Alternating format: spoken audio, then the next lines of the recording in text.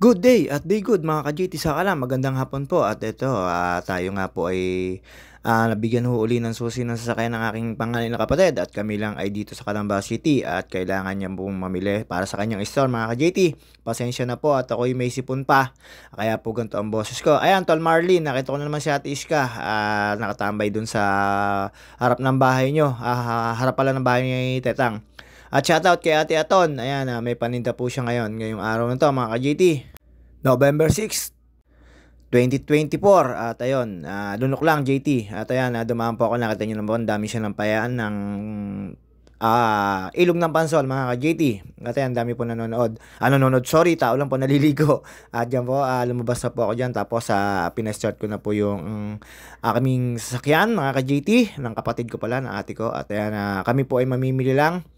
At sumunod na raw po ako. Tapos nung palabas na ako, mga ka-JT, ang ate ko naman ay nakasalubong ko, may nalimutan daw siya. Dala yung e-bike niya mga ka-GT. At ito po, ayan po yung lagi kong dalang sasakyan. At ayan lang po ang lagi kong kasama si mga ate ko mga ka-GT. At wala pa po tayong drive ngayon. At ito po, alanganing oras at sigurado po wala pa masyadong traffic at hindi ko kagaya ng unang traffic noong November 5 mga ka-GT. At dito po mga ka-GT, nakasalubong ko na po dyan si ate at ayan po, palabas na po ako ng pansol niyan mga ka-GT, Losnap City.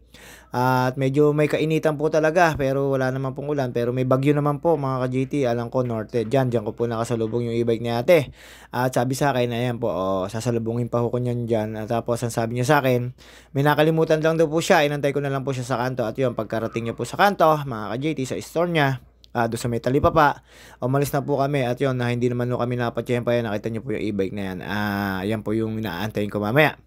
At ayun po, sa hindi po kasamaang palad at sinuwerte po kami, alanganing oras, nakalusot naman po kami at walang traffic. Pag rush hour po talaga, wala po talaga magagawa kahit saan lugar po dito sa Pilipinas, lalo sa mga bayan-bayan at bising kalsada, sigurado po ay magkaka-traffic po. At ito po, paglabas po namin, ito yun, nakalabas na po si ate at nakuha niyo na po yung nalimutan niya. Ito na po yung nasa road sa Bukal mga ka-JT.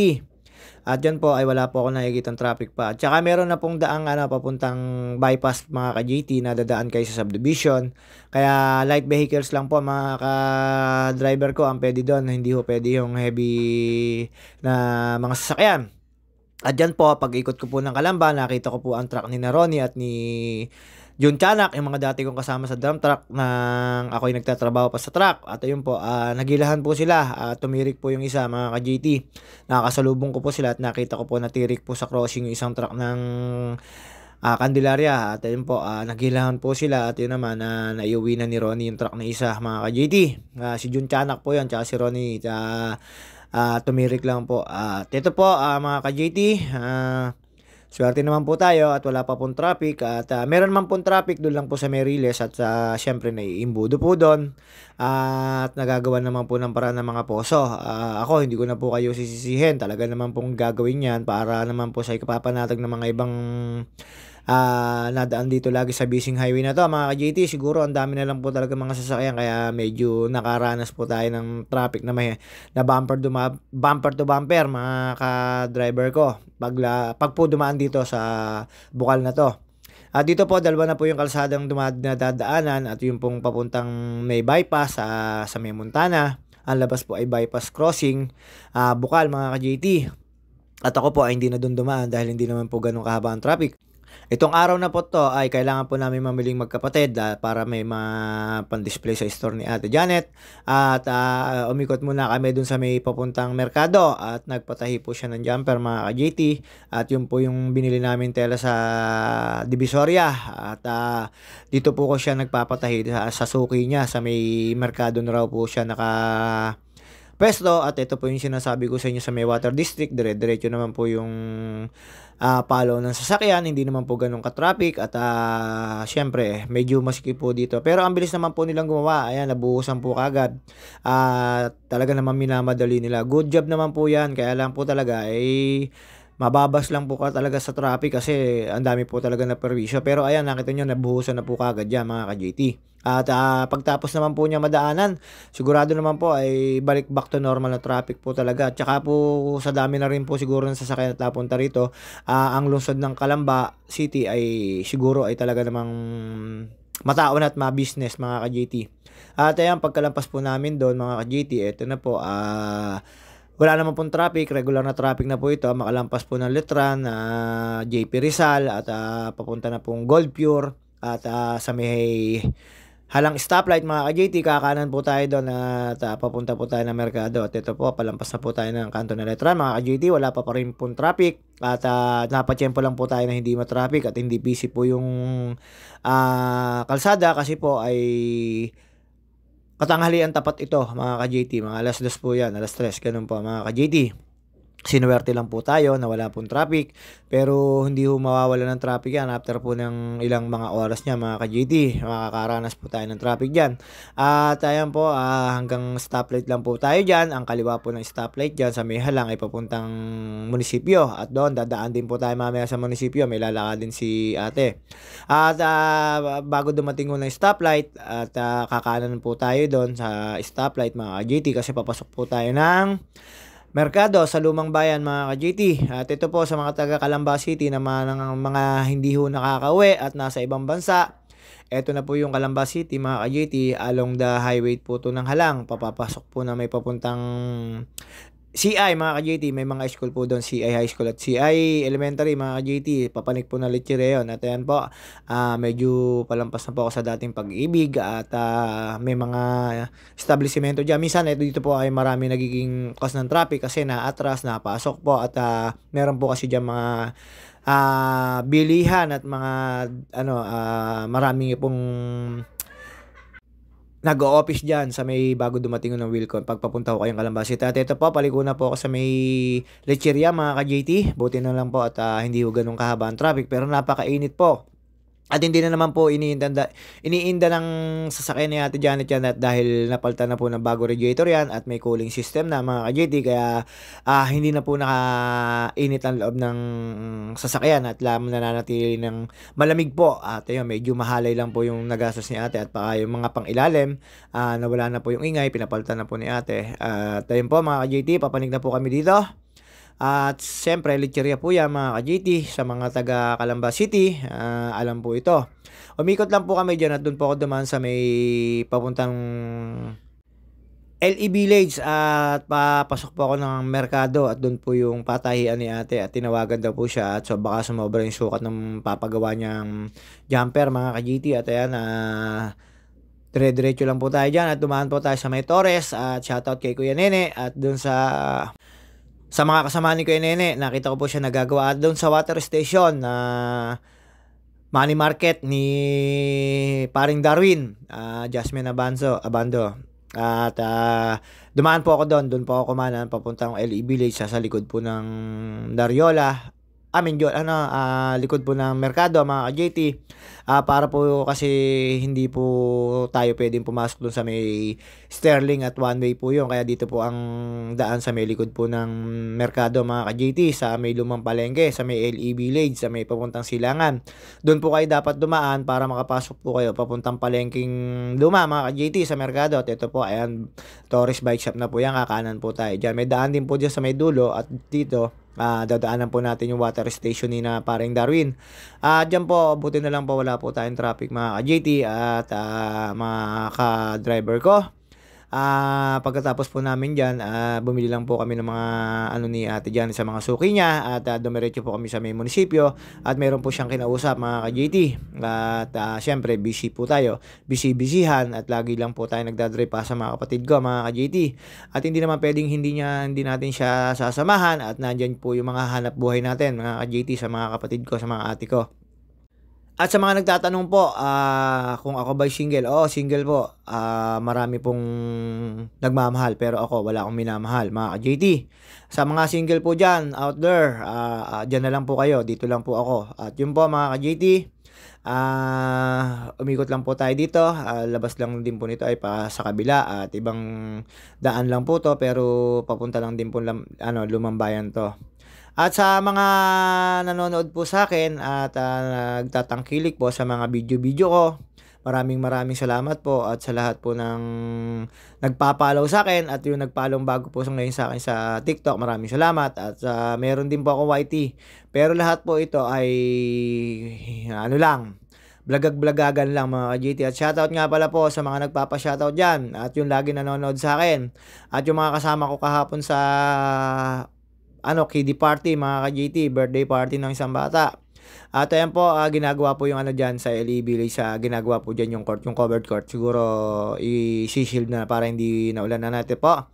Nasa likod na po ako ng LE Village ng Merkado mga ka-GT at kakaliwa na po tayo dyan. Ang pagkanan po dyan ay papunta sa dating lumang munisipyo. Siyempre, diretso lang po tayo dyan para pumasok po tayo sa may merkado. Ayan po yung nasunog na palengke noong matagal na panahon na, dekada na po. Ayan, kaliwa lang po tayo dyan kasi one way po yung diretso na yan. Dito po ako dumadaan para hindi na po ako mahirapan mga ka-JT at medyo maluwag naman po dyan. Binaba ko na po dyan si ate para puntahan yung kanyang sastre. Sastre nga po ba ang tawag sa mananahe. At doon po siya nagpatahe mga ka-JT at dyan umikot lang po ako doon tapos dumiretso po ako doon sa may paradahan mga ka-JT. At naparadahan ko po ay mayroong basurahan. At okay naman po, basta wag lang po tayo makakaabala. Dire-diretso lang po yan. Doon po ako sa may dulo dyan. Tapos ayan, naka-AA pa si JT Sakalam. Ang laki na ng tiyan mo, JT Sakalam. At ayan po, dyan po ako pumarada sa may dulo na yan. Yung kabila pong building na yun, yan po yung nakikita yung building na yan. Ayan yung merkado, yan yung yan yung nasunog na dating palengke. At yun yung diretsong dulo na po yun, ay Sterling po yun. Tapos LCBA, ayan, yung Sterling nasa may kaliwa. Ayan, merkado pa rin po yan. Tapos kumana lang po tayo at doon na po ako umikot sa may mga sa bahayan ni paring Darwin at shortcut crossing naman po ako niyan mga ka-GT at ayan po yung lumang bayan, harapan po yan merkadong yan. Tapos dadaan po tayo sa dating footstep na wala na pong footstep. At yung mga dating binibilihan dito, mga hardware, iba na po yung mga pangalan. Dati kay Limpo, doon kayo makakabili talaga ng mga yung sinaunang gamit sa bahay na mga gripo-gripo. Ewan ko kung may Limpo pa. At footstep po, wala na po mga ka-GT. Iba na po, bilihan na po siya ng sapatos. Dati po ay bilihan ng lahat po yon na mga ka-JT sa mga taga-Kalamba po. Alam po yon.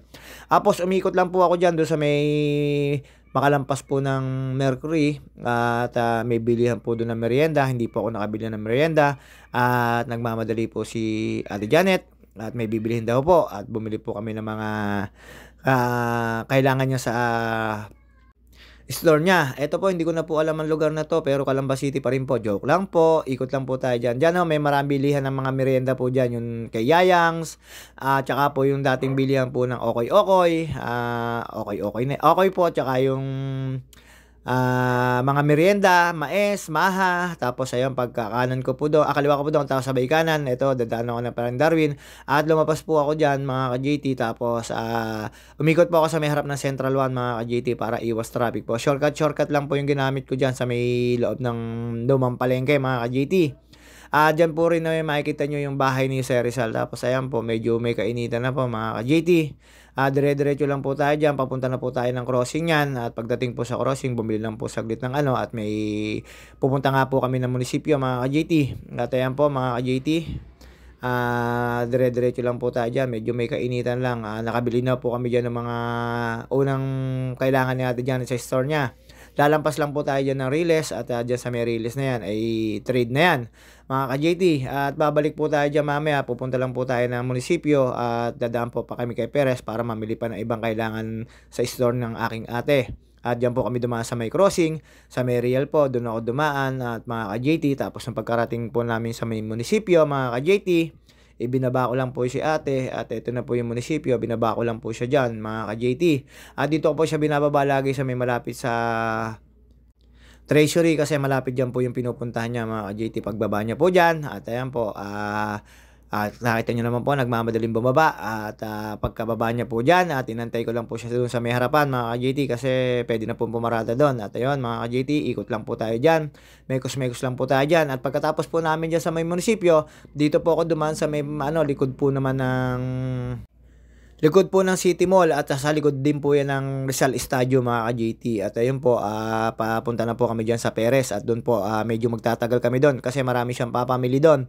Mga paninda niya po sa ano 'yun, sa store niya mga ka-JT. At ayan, kahabaan po 'yan, sa may likod po 'yan ng ano, 'yang nakikita niyo pong mga pader-pader sa kanan at, puno-puno na 'yan, andiyan po yung Rizal Stadium. Nandito lang po tayo sa likod ng, Rizal Stadium. Tapos ang labas po nito ay sa City Mall. Pagkalampas po ninyo ng Riles, City Mall na po yan. Tapos pag kumanan po kayo dun sa may highway, papunta pong Las Baños, syempre papunta po tayo ng Trade sa may crossing, kakaliwa po tayo dyan sa may City Mall na yan. At ayan po, yung nakikita nyo po yan, likod po yan ng ano, ng Rizal Stadium mga ka-GT. Ayan, medyo na traffic lang po tayo kasi may mga parking po dyan. At mga ka-JT Natics, maraming salamat po talaga sa mga tumatangkilik sa akin at nagpa-follow. Sana po i-follow nyo pa po ako mga ka-JT. This is JT Sakalam. At papunta po kami ng Trade Center mga ka-JT. Ayan po yung sinasabi kong City Mall. At paglampas po dyan ay National Road na yan.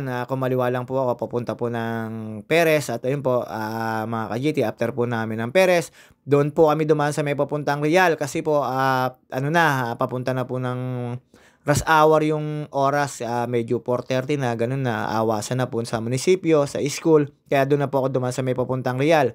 Sa may papuntang Ayala, nung pauwi na po kami mga ka-GT. At ito po, inantay ko lang po dyan ng makalampas yung ibang sasakyan at kumaliwa na po ako mga JT. At after po namin mapamili, ito po sa may crossing po ako dumaan, tapos nag right turn po ako papuntang Real, Torbina. Doon na po ako dumaan sa may Ayala mga ka-JT, at para po hindi gasino matraffic at yung flow ng traffic ay dire-diretso po at hindi po nasasakal. At ayun naman po, maganda naman po yung naging diskarte ko para sa akin at medyo malayo nga lang po. Ayan, daan po tayo dyan sa isang Sumart na yan mga ka-JT. At labas po namin sa may bypass Bukal na, sa may kainan po doon na crossing bypass mga ka-JT. At sa mga kagaya ko pong driver, syempre, diskarte na lang po para makaiwas sa tawag dito sa traffic. At ayun po, dire-diretso lang po yan ang labas ng po nito, Torbina to Ayala. Kaya hanggang dito na lang po mga ka-JT Sakalam. See you on my next video. Sa mga nagpapabati po, pasensya na po, nalimutan ko lang po. Babus mga ka-JT Sakalam, ingat-ingat po tayo lahat, lalo sa mga naging nasa kalsada mga ka-JT. At hanggang dito na lang po tayo. Bye-bye. And thank you. Uy, may bago, JT Sakalam. Babus na po. Hanggang dito na lang po tayo. Ikot lang po kami ng Torbina.